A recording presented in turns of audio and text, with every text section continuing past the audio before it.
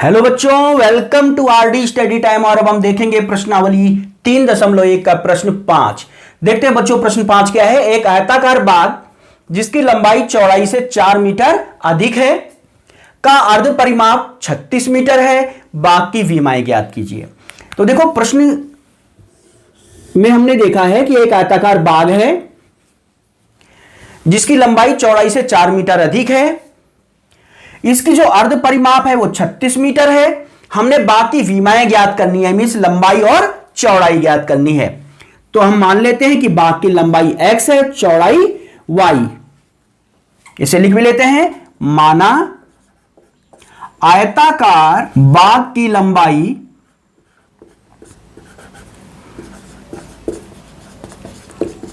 x व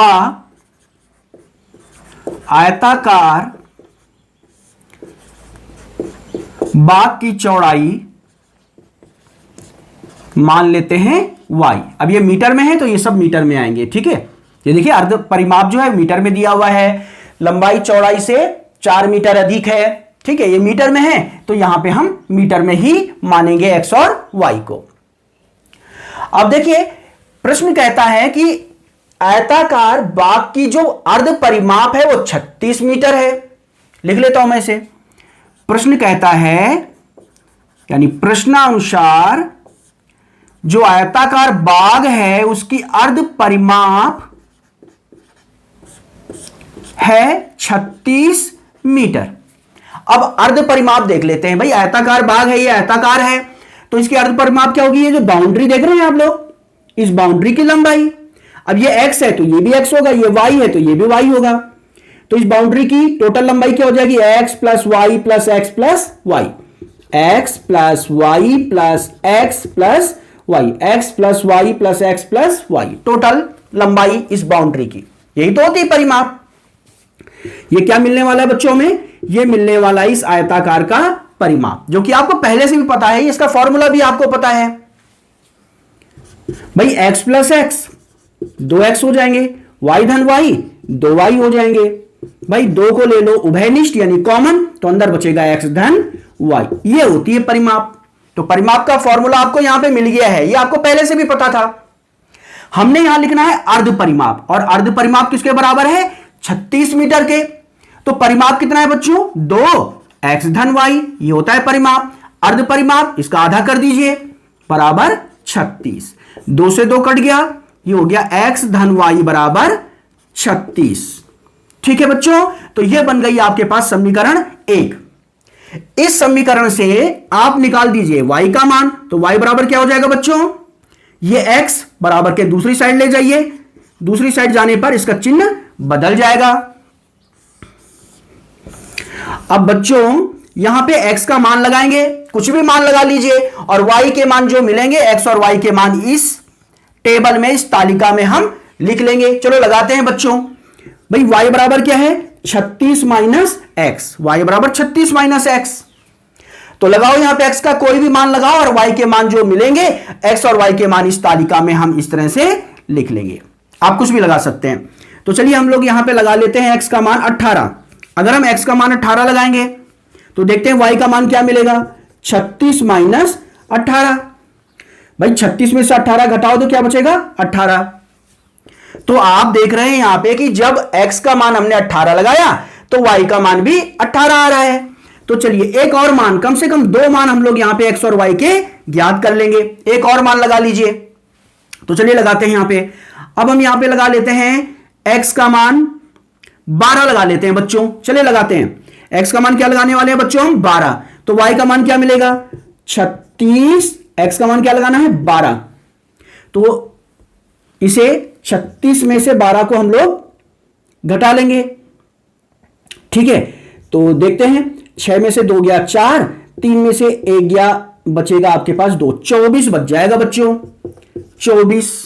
तो लगा लो यहां पे। जब x का मान 12 लगाया तो y का मान 24 आ गया बच्चों।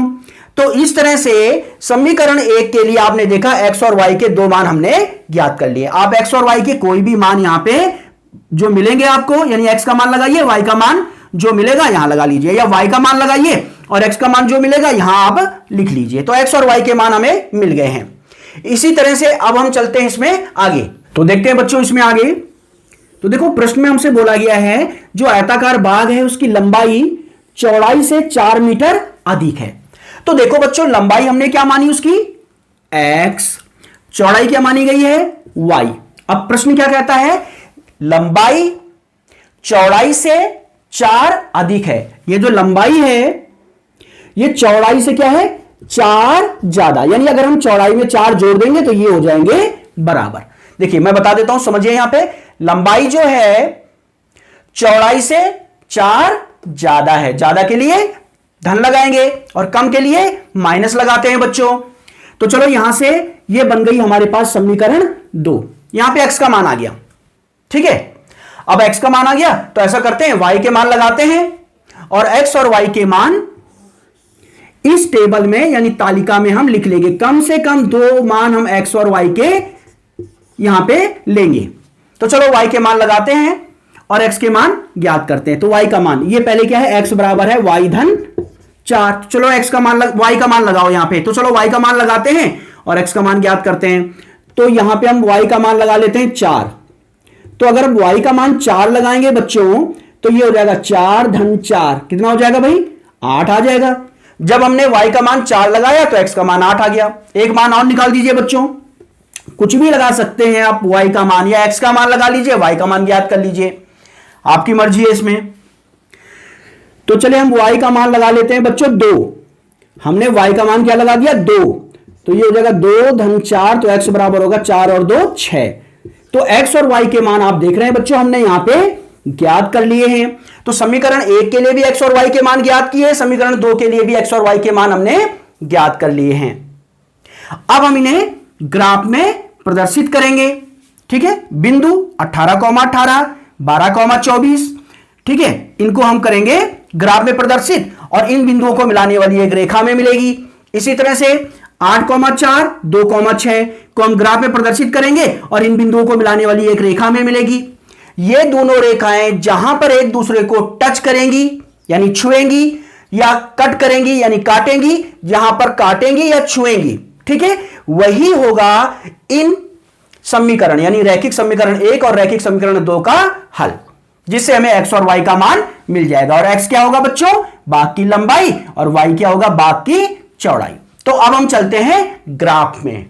समीकरण 1 और समीकरण 2 से जो x और y के मान हमें मिले हैं वो हमने यहाँ टेबल में लिख लिए हैं।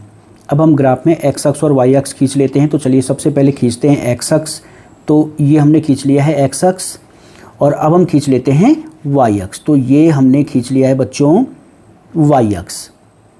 अब हम x अक्ष और y अक्ष में संख्याएं लिख लेते हैं। तो हम 2 के अंतर में संख्याएं लिख लेंगे, यानी 1 इकाई बराबर 2। तो चलिए x अक्ष में भी संख्या लिख लेते हैं और y अक्ष में भी संख्या लिख लेते हैं। तो इस तरह से x अक्ष और y अक्ष में हमने 2 के अंतर में संख्याएं लिख ली हैं। अब देखें समीकरण 1 में जब x का मान है 18 तो y का मान भी 18 है। तो 18,18 को हम ग्राफ में प्रदर्शित करेंगे। तो x अक्ष में हमें 18 चलना है। देखिए बच्चों ये x अक्ष में 18 चलना है और y अक्ष में भी हमें चलना है 18। तो ये बिंदु हमें मिल जाएगा। ये बिंदु आप देख रहे हैं यहाँ पे, ये बिंदु हमें जो मिला है ये है 18,18। अब देखें समीकरण 1 से ही जब x का मान 12 है तो y का मान है 24। तो 12,24 को हम ग्राफ में प्रदर्शित करेंगे। तो x अक्ष में हमें चलना है बच्चों 12 और y अक्ष में चलना है बच्चों हमें 24। तो यहाँ पे बिंदु मिलेगा हमें 12,24। तो यहाँ पे ये बिंदु जो होगा ये होगा 12,24। तो जब हम बिंदु 18,18 और 12,24 को इस तरह से मिलाएंगे तो एक सीधी रेखा हमें मिल जाएगी। अब देखें हम लोग समीकरण 2 में।